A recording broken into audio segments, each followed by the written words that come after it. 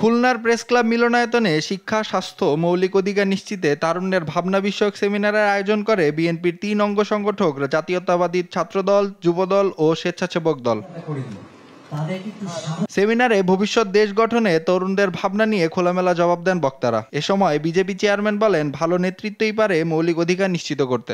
যখন এই দেশে ভালো ছেলেমেয়েরা রাজনীতিতে আসবে, ভালো নেতৃত্ব আসবে, যে নেতৃত্ব বিশ্বাস করে যে তুমি আমার বিরুদ্ধে কথা বলতে পারো এবং সেই কথা বলার অধিকার রক্ষার জন্য দরকার পড়লে আমি আমার জীবন দিয়ে দেব, কিন্তু সেই অধিকার তোমার থাকতে হবে, এই মানসিকতার নেতৃত্ব যখন আসবে তখন মৌলিক অধিকার রক্ষিত হবে।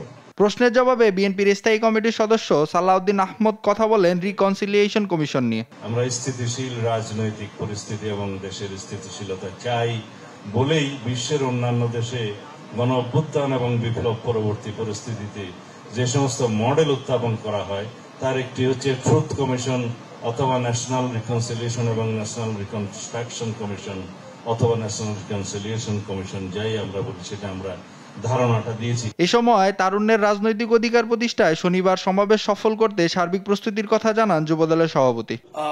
আপনারা দেখেছেন যে চট্টগ্রামে অত্যন্ত সাকসেসফুল ভাবে আমাদের এই সমাবেশ হয়েছে, তারুণ্যের সমাবেশ। আমরা আশা করছি কালকে এখানে জনতার ঢল থাকবে, তারুণ্যের ঢল থাকবে।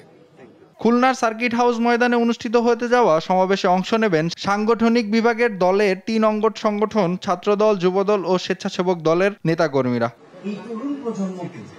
নাইম আফসান, দেশ টিভি, খুলনা।